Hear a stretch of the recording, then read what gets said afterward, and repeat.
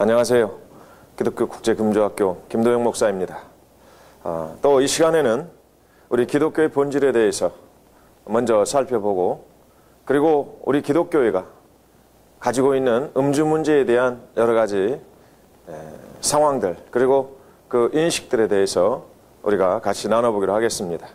여러분, 기독교의 본질이 뭡니까?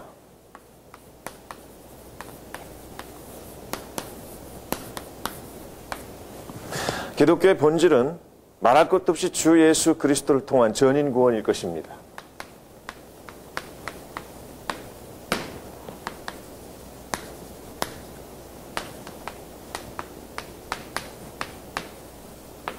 여기에 전인 구원이라는 말은 영, 육의 구원입니다.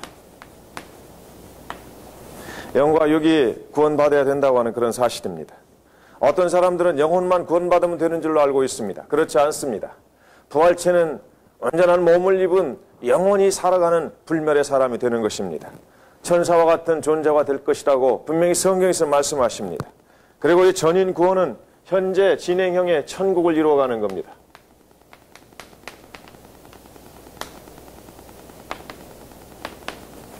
바로 전인 구원은 그 의미가 현재 진행형으로 천국을 이루어가는 것, 그것이 바로 전인 구원입니다. 이 현재 진행형의 천국은 요소를 가지고 있습니다. 두 가지를 갖고 있는데, 먼저 신앙이라는 것과 여기에 예배라고 하는 그런 요소들을 가지고 있습니다. 신앙이라고 하는 것은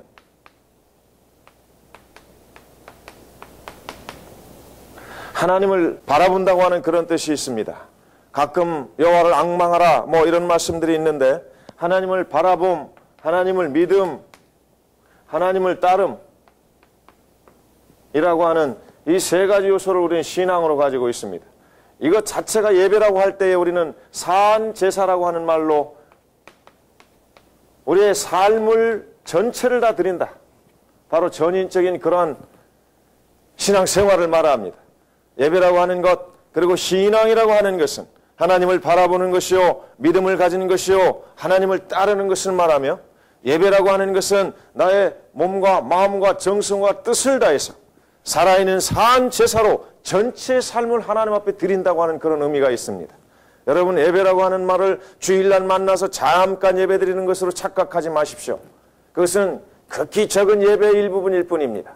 우리의 전체 삶이 예수 그리스도 안에서 이제 하나님의 백성이 되었고, 예수 그리스도의 산 제사, 산 제물을 통해서 온전히 우리가 구원을 받은 그 이후에는 우리의 몸 전체가, 우리가 가지고 있는 전인이 다 하나님의 것이 되었다고 하는 말입니다. 그것이 성도라는 의미요, 그것이 바로 헌신이라는 의미라는 것을 여러분 잘 배우시기를 바랍니다. 그런데 바로 이렇게 현재 진행의 천국 요소를 가지고 있는 신앙과 예배를 가진 사람들이 세 가지를 가집니다. 거룩하며 화평하며 그리고 의를 갖는 삶입니다. 이것이 바로 있어야만 됩니다. 하나님의 백성들, 이 기독교의 본질이라고 하는 것은 그리스도를 통한 전인 구원인데, 영육의 구원이요, 현재 진행형의 천국이 되는 것입니다. 죽어서만 가는 것이 천국이 아닙니다. 지금 예수 그리스도를 믿고 있는 그 사람들이 있는 곳이면 이곳에서도 바로 천국이요, 이 천국이 점점 완성을 향해서 가 영원한 천국까지 이어지는 것이, 우리 죽음을 통해서 바로 그것까지 이루어지는 것이 현재 진행형의 천국이라는 말입니다. 그러므로 이런 사람들은 이 땅에 사는 동안에도 슬퍼하지 않습니다. 고통스러워하지 않습니다. 괴로워하지 않습니다. 절망하지 않습니다. 항상 주 안에서 범사에 감사하며, 항상 기뻐하며, 그리고 하나님 앞에 기도하며, 하나님 뭐라고 말씀하시는지 항상 귀를 기울이고 그분이 말씀하시는 것을 순종하며 복종하는 삶을 살 것이라고 하는 사실입니다. 바로 그런 사람이 이렇게 거룩한 삶을 사는데 구별된 삶을 사는 것입니다. 뿐만 아니라 화평, 이것은 모든 세상을 평화롭게 만드는 바로 그것을 설명하고 있는 것. 의라고 하는 것은 무엇입니까? 항상 어떠한 사명감을 갖는 뜻을 말하는데, 바로 이 땅이 하나님 나라가 확장되기를 바로 원하시는 하나님의 그 뜻을, 하나님의 백성들이 구원되기를 원하는 그 뜻을 이루어드리는 것, 그것이 바로 참된 의일 것입니다. 그리스도가 바로 의가 되고 하나님이 바로 의가 됩니다. 그분들에게는 불의가 없기 때문에 그렇습니다. 이 땅에 우리가 사는 그곳을 불의가 없는 곳으로 만드는 것, 그것이 바로 우리의 사명인데, 거룩한 백성들, 화평케 하는 백성들, 의를 가진 백성들은 바로 이런 사명감을 가지고 평화를 만들어가고 구별된 삶으로 성결한 삶을 살기 위해서 최선을 다한다는 것을 잃어버리지 마십시오. 여러분, 교회를 다닌다고 다 하나님의 백성은 아닙니다. 너희가 내 마당만 밟을 뿐이니라. 너희들이 드리는 헌금으로 내가 너희들이 드리는 그 수많은 재물의 피로 내가 취했다. 내가 질렸다. 이렇게 성경에서는 말씀하시는 걸 기억하시기 바랍니다. 여러 가지 봉사를 한다고 또는 교회의 어떤 조직적인 그런 일들을 하고 뭔가 기획을 세워서 간다고 다 하나님이 받으신다고 생각하지 마십시오. 틀림없이 하나님의 뜻대로 행하는 자라야 바로 하나님의 기뻐하심을 입고 하나님의 사랑을 입을 것입니다. 그리고 하나님이 주시는 성령의 충만하심으로 더욱더 강화되고 능력 있게 되어서 이 세상을 주도적으로 이끌어가면서 하나님 나라로 확장해 갈 것입니다. 하나님의 뜻을 이루어 드린다는 그런 말입니다. 그런데 이 하나님의 뜻과는 반대되는 일이 하나 있습니다. 물론 하나뿐이 아니라 성경에서는 수많은 이야기들을 하고 계시지만 그 중에 술 취하지 말라 이는 방탕한 것이니 오직 성령의 충만을 받으라라는 말씀 속에서 술 취하는 사건, 바로 술 취하는 그 행위 자체가 참으로 저주스러운 그런 삶을 만들어내고 하나님의 뜻과 반대되는 삶을 만들어낸다는 것을 여기에서 말씀하고 계시는 것입니다.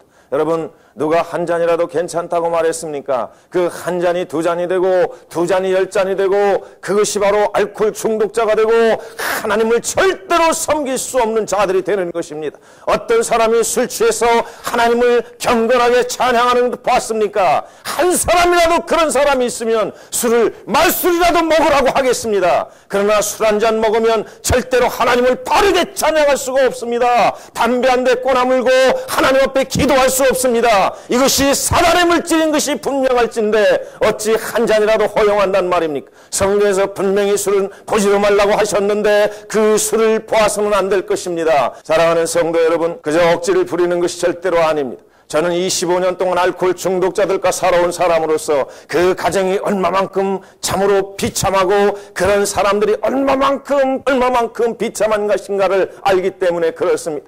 무디 목사님께서 분명히 말씀하셨습니다. 지옥을 가서 미리 맛보려거든 저 술 취한 자들의 집에 가봐라. 그것이 바로 지옥을 맛보는 것일 것이다. 맞습니다.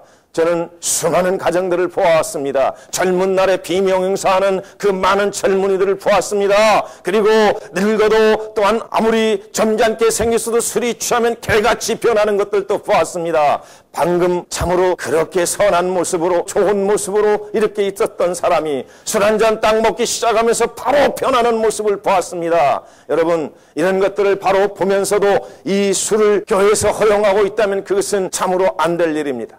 하나님 말씀대로 가십시다. 하나님께서 오죽했으면 성경의 말씀까지 기록하면서 우리에게 술은 보지도 말지어다 이렇게 했겠습니까?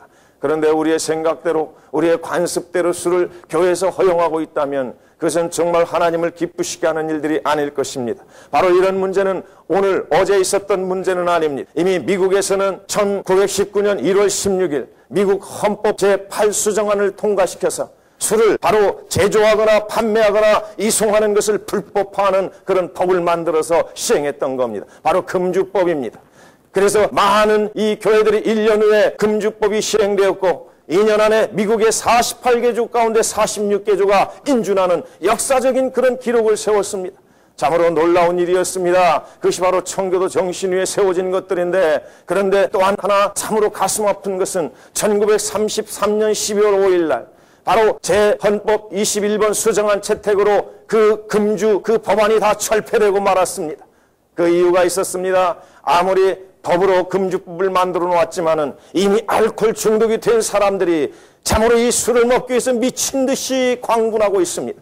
그 틈을 타서 바로 미국의 검은 조직들이 밀주를 만들어서 이 술 한 병에 참으로 엄청난 값을 주고 팔아먹습니다. 그래서 어차피 중독된 자들은 집안 모든 재산을 팔아서 술을 먹게 되고, 이제 정치하는 사람들이 이렇게 해서는 안 되겠다, 이것을 양성화시켜서 이제 정부에서 그걸 관리하면서 팔아먹자, 이렇게 해서 바로 그 금주법이 철폐되었는데 참으로 안타까운 일입니다. 그러나 분명히 역사 속에서 한 나라를 망하게 할 수 있는 것이 술이라고 하는 그런 사실들을 파악한 사람들, 하나님 나라가 절대로 술이 있어서는 안 된다는 것을 아는 사람들이 이 금주법을 만들어냈다고 하는 것을 다시 한번 이렇게 역사적인 기록을 통해서 우리는 생각해 봐야 할 것입니다. 어디 그뿐입니까? 우리나라 초대 교회에도 금주운동이 있었습니다. 1907년 시작 신앙 부흥운동을 기점으로 바로 외국 선교사들이 와서 금주운동, 축첩 금지운동, 금연운동 이런 것들을 이제 펼쳐나갔었습니다. 어떤 사람들은 가끔 그렇게 말합니다. 우리나라 초기 선교사들이 와서 금주운동을 펼쳤던 것은 시대적으로 악습 및 폐습의 타파를 위해서였다.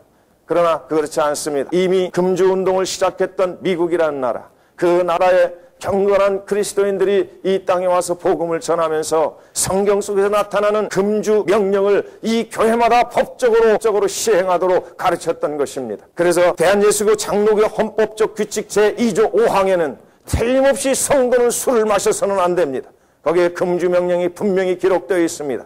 그런데 교회 안에서도 이제는 술을 먹지 말라고 설교하지 않습니다. 그 이유를 가만히 보니까 금주를 말하면 아마 반수는 다 교회를 나갈 것이기 때문입니다. 그럼 교회가 어떻게 운영됩니까? 그래서 목사들은 바르게 술을 먹어서는 안 된다. 술을 먹는 집사들을 징계하고 치리하지 못하고 있습니다. 여러분, 결국 무엇 때문에 이렇게 교회가 바로 세워가지지 못하고 있습니까? 이런 문제 때문에 개독교란 말을 들었다고 하는 사실들입니다. 아니, 지금 듣고 있다고 하는 사실입니다. 교회에서는 분명히 교회에 세 가지 표식이 있는데 첫째로 하나님의 말씀이 있어야 됩니다. 하나님 말씀이 제1에 있어서 항상 중심에 있어서 하나님 말씀대로만 교회가 섬겨져야 된다고 하는 사실입니다. 하나님의 명령 따라서 교회가 이제 운영돼야 된다고 하는 그런 사실입니다. 두 번째, 세례와 성찬이 있습니다. 세 번째가 권징인데 이 권징은 하나님 말씀대로 가지 않을 때에 집사가 됐던 성도가 됐던 목사가 됐던 바로 치리를 받아야 된다고 하는 사실입니다. 여러분, 사람이 인정을 베풀어서는 안 됩니다. 사람은 분명히 하나님 말씀대로만 증거하고 치리하면 하나님께서 돌아오게 하시든지 그 자를 하나님께서 죽이시든지 둘 중에 하나 할 것입니다. 그런데 사람이 인정을 베풀어서 바로 치리하지 않습니다. 말씀대로 바르게 세워가지 않습니다. 그러니까 하나님이 일하시지 않고 내버려 둡니다. 그래, 너희들끼리 한번 해봐라. 그리고 어느 날인가 하나님께서 이제 통째로 심판을 해버리실 것입니다. 마치 저 이스라엘을 심판했던 것처럼, 저 유다를 심판했던 것처럼 우리는 분명히 기독교 역사 속에서 그것을 바라보면서도 오늘 우리가 그것을 깨닫지 못하고 교회의 어떤 숫자 불리기 운동 때문에 또는 어떤 조직과 그리고 교회의 기득권을 위해서 사람들이 있어야 되니까 머릿수 때문에 바르게 가르치지 못한다면 그것이 어찌 바른 진리가 있는 교회라고 말할 수 있겠습니까? 역사 속에서 여러분, 기독교회가 아니더라도 이제 분명하게 금주운동을 펼쳤던 일이 우리나라에도 있었습니다. 조선 왕조실록에 의하면 금주령이 내린 횟수가 태조로부터 선조까지 약 200년 동안에 96회나 달했던 것을 볼 수 있습니다. 우리 조상들도 절대 술을 먹어서는 이 나라가 잘 되지 않을 것이다라는 걸 알았기 때문에 96회에 걸쳐서 금주 명령을 내렸지만은 이미 중독이 된 이 백성들이 도저히 이 명령을 따르지 않습니다. 바로 왕명으로 1392년부터 1592년까지 200년 사이에 이렇게 96회나 금주령을 내렸는데도 불구하고 이 나라의 이 술 문제를 해결할 수가 없었습니다. 첫사람 아담과 하와를 타락시켰던 사단은 계속 이어서 하나님이 먹지 말라고 한 물질들을 괜찮다고 미혹함으로 먹여서 그들을 하나님과 관계를 멀어지게 하고 참으로 성령의 충만한 삶을 살지 못하도록 비실거리는 신자들, 아니 비실거리는 교인들을 만들어 놓고 있다는 사실들, 이것들을 우리는 알아야 할 것입니다. 그런데 오늘날 현대교회들의 신자와 음주 문제에 대한 여러 가지 각기 다른 인식들이 있어서 매우 걱정이 됩니다. 현대교회에 음주에 대한 몇 가지 인식들이 다른 것을 볼 수 있습니다. 첫째는 적당 음주입니다. 그 다음에 두 번째 보면 바로 양심 음주입니다. 그리고 세 번째는 상황 음주입니다. 네 번째는 바로 자유 음주입니다. 다섯 번째는 신앙행위 음주입니다. 여섯 번째는 약대용 음주 행위입니다.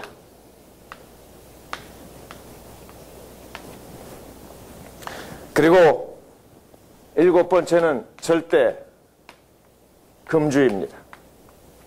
이렇게 일곱 가지의 각 교회들의 음주에 대한 인식이 다른 것을 볼 수 있습니다. 바로 이렇게 현대교회가 여러 가지 일곱 가지의 이런 음주에 대한 인식을 가지고 있습니다. 다음 주부터 한 가지 한 가지씩 자세하게 성경과 함께 여러분들과 같이 나눌 것입니다. 감사합니다.